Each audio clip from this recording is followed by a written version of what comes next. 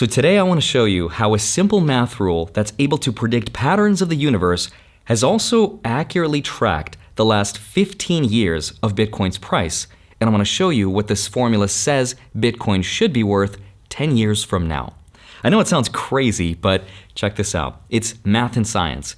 Now, if a magician was to show you a deck of cards, at first you might look at it and see that it looks like a random shuffled deck of cards, and you wouldn't necessarily know its secrets, because the secret is that it's a stacked deck of cards, and it allows me to cut to a very specific playing card, like the King of Spades. Is that the King of Spades? Yeah, that would have been awkward.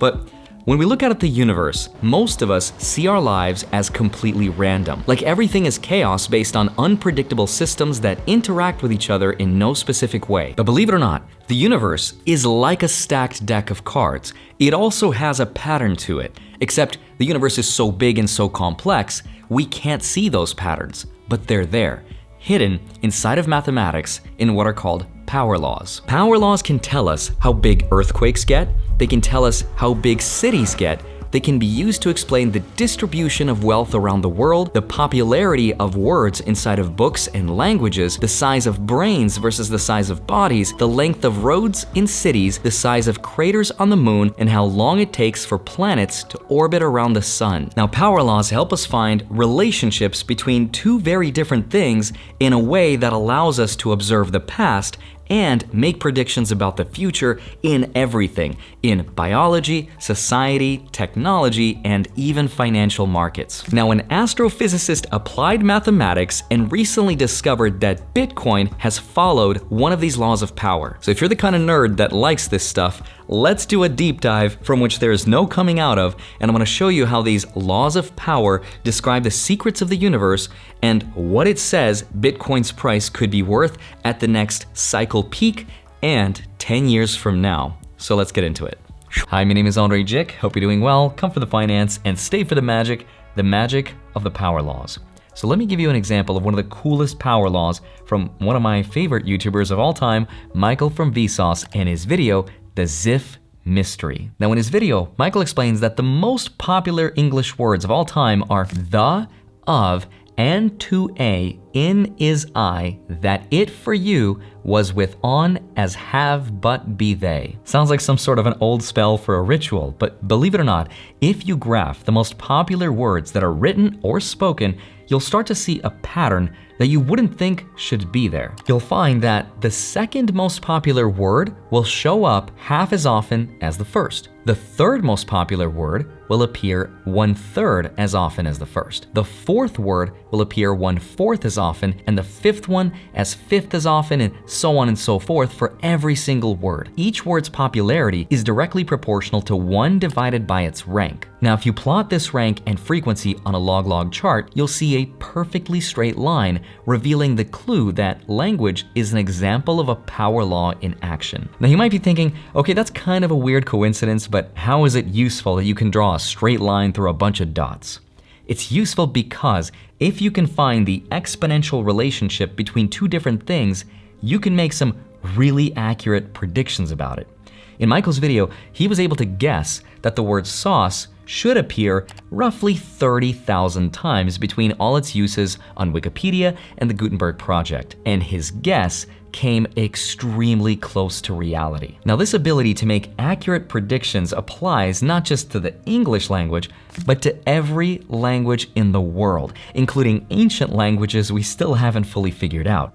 And the question is, how is something so humanly complex and so unique as language is easily predictable by mathematics? But first, hey gang, welcome to your 8-minute ab workout routine. I'm just kidding. But just like working out is something you have to do for a really long time before you see results, investing is kind of the same in that the earlier you start and the longer you do it, the better off you'll be, which is also why I want to share the sponsor of today's video, Webull. Webull is offering a 3.5% bonus for new contributions from non-Webull accounts and a 1.5% bonus for IRA transfers. And look, I realize that retirement is not as sexy as abs or working out, But I would say it's way more important, so stick around. Webull has a variety of IRA options like traditional, Roth, and rollover IRAs. And what's nice is you can manage up to 5 different IRA accounts, both self-directed and managed ones, which gives you a lot more flexibility towards your own personal finance goals. For example, Webull's self-directed IRA accounts are great for people who like to pick what they want to invest in. And if you like a more hands-off approach, you can do that too with Webull's managed IRA accounts, which are powered by their smart advisor and State Street strategies, which do the work for you automatically. They take care of all the heavy lifting for you by creating a diversified portfolio that aligns with your goals and risk tolerance. Webull also offers competitive APY on their cash management, and they offer stocks, ETFs, and options. Plus, you can set up recurring investments either daily, weekly, bi-weekly, or monthly, so you can just set it and forget it with dollar cost averaging. So once you're ready to get financially swole for retirement, head on over to Webull and get your bonuses by using the link you see below or the link you find in the description of the video. Thank you, Webull, for sponsoring this portion of the video, and now let's get back to it. But now let's go a lot farther. Literally, let's go into deep space. An astronomer named Johannes Kepler discovered that there's a power law relationship between how far away a planet was from the sun and how long it took that planet to orbit around the sun. Turns out, knowing this secret power law allowed us to predict this motion for every single planet in our solar system. And the relationship there, once plotted, is again in a perfectly straight line. Why? Why is there a pattern to space rocks circling around a giant ball of fire?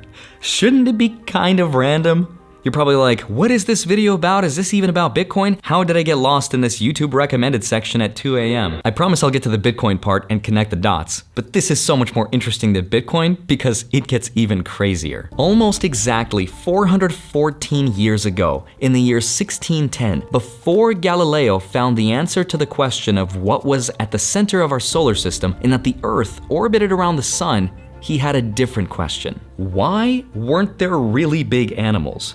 I mean, it's a good question. Like, what's the biggest animal could ever get?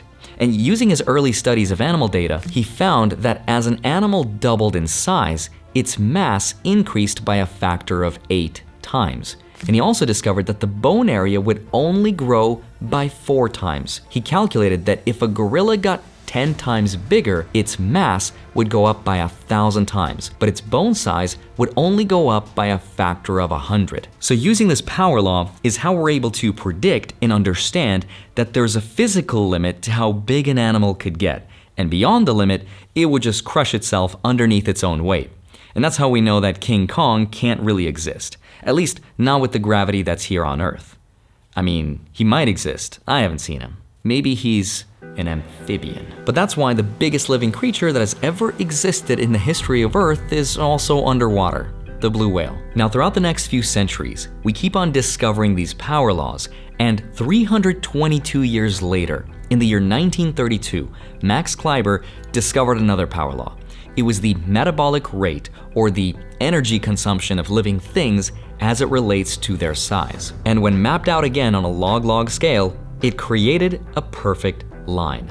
Even brain size versus physical size was found to have a power law. And as Michael from Vsauce pointed out, power laws predicted a lot of other things as well, like solar flare intensities, protein sequences, the amount of views a website gets, how strong earthquakes are, how often academic papers are referenced, last names, the firing patterns of neural networks, ingredients used for cooking, the number of phone calls people get, the diameter of craters on the moon, how often people die in wars, chess move openers, and the rate at which people forget. And just in case you need more proof that we live in a simulation world governed by invisibly written laws, there's over 100 power laws that describe patterns in things that shouldn't exist. Patterns in artificial intelligence, astronomy, physics, psychology, biology, meteorology, mathematics, economics, and finance. So then the question is, can this model be used to predict the price of Bitcoin?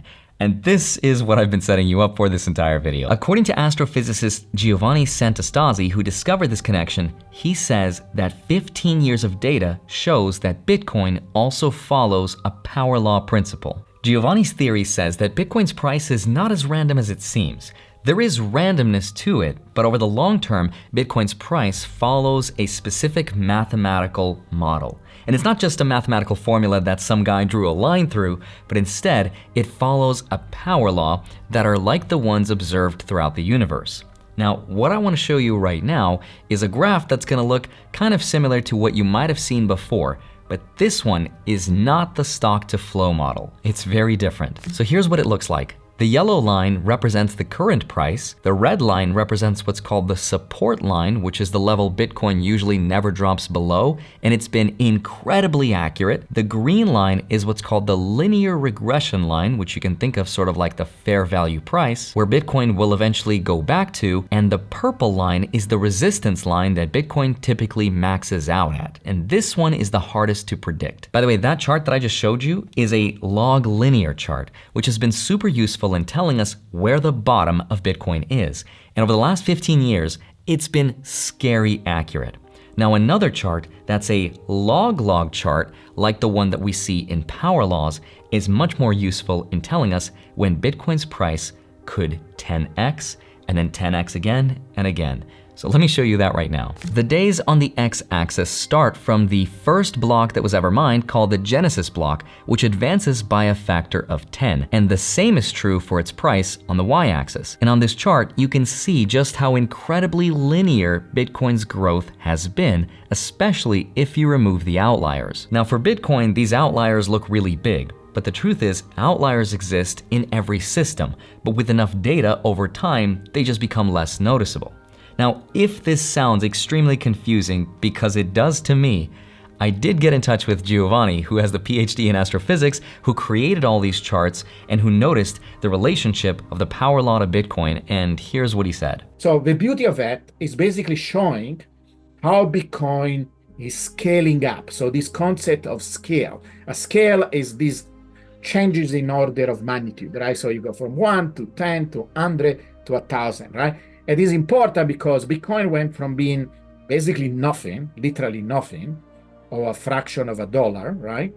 And then it went to $1 and people got excited, and it went to 10 and 100,000, right? So in few years, in 15 years, it went up almost 6 orders of magnitude. That is amazing. Almost, I think actually no assets on earth has done that in the history of mankind, but I know, right? And so it's important to look at the scale. Based on what this graph is showing us on a log scale, yes, what will Bitcoin's peak be at the next cycle? So this is the next peak, right? So here, so I will say close to 200, close to 200. Let's take the worst case scenario, that it continues to do this mathematical trend. The peaks are on an exponential decay, so you can calculate what will be the next peak based on that, at least 150,000. So I'm pretty sure of it. And that's in what year? Middle of 2025. And what happens in 10 years? Everybody wants to know when it is a million, right? So let me tell you that it will be 1 million in 2033. So July of 2033. Now I'm generally kind of skeptical, and I think to myself, but Giovanni, couldn't you draw a line through just about any set of data points? Like if you mapped out gold or the stock market and you drew it on a log scale, wouldn't you be able to draw a line straight through that and find some kind of pattern? Turns out, you can't, and he ran the numbers. Here's gold, for example, over a 35-year period on a log scale. You can't draw a line through it in any linear kind of way that shows a pattern because there is no power law in time here. Also, here's the S&P 500 over a 70-year period. You almost can if you don't start from the beginning, and that might be a function of leaving the gold standard and inflation. But here's the crazy part that I left out. All the lines that you saw drawn on all these graphs were not drawn by human hands. Giovanni doesn't look at these graphs and thinks, there's a pattern here, I think I'll draw a line through it. All the lines that were drawn as functions of mathematical formulas that are way over my head, but Giovanni did show me that there's a way to measure the accuracy of these models based on something called regression, which is the R-squared number. Now, in Bitcoin's case, for this model, it's 0.953. In layman's terms, that translates to 95.3% accuracy when applying all this data to its regression. In other words, its past 15-year history. And no other asset even comes close to that. We are dealing, if this hypothesis that we are dealing with a power law is true, is not another formula. It's something very intrinsic to the system that it's almost like a fingerprint for the system. And the system will continue to do that in the future. In fact, as it grows, it should be even more stable. It's more difficult to change it. It's such a big network that it cannot be gamed. Again, not a precise prediction, more of a ballpark number. But you can think about this kind of stuff more like predicting the climate. See, weather patterns are really hard to tell because they fluctuate day to day. But the climate is that long-term trend that we can predict. And that's sort of what these models are doing. And if Bitcoin continues to follow the power law like it has been for the last 15 years, then all of this should theoretically be accurate. But the question is, will this actually happen? Here's my opinion. I'm not a mathematician and I am not an astrophysicist, and you're not gonna find the answer from a dude that looks like Harry Potter. Everything I've shown you in this video, I learned from making this video after spending an embarrassing amount of time researching for it, so I don't think my opinion is gonna be very insightful or very valuable, but I wouldn't be very surprised if Bitcoin's price followed some kind of a power law. Now, as someone who has bought Bitcoin and held it for a long time now, one of my biggest worries is that Bitcoin was just a trend that would maybe eventually go away. But I think that worries disappeared once they approved the spot Bitcoin ETF, which tells me that Bitcoin is a new asset class and it's here to stay because it's been approved by the traditional financial markets. Now, my worry today is that for a lot of people, Bitcoin is almost like a religion, which I don't really care for that part, but I can look beyond it.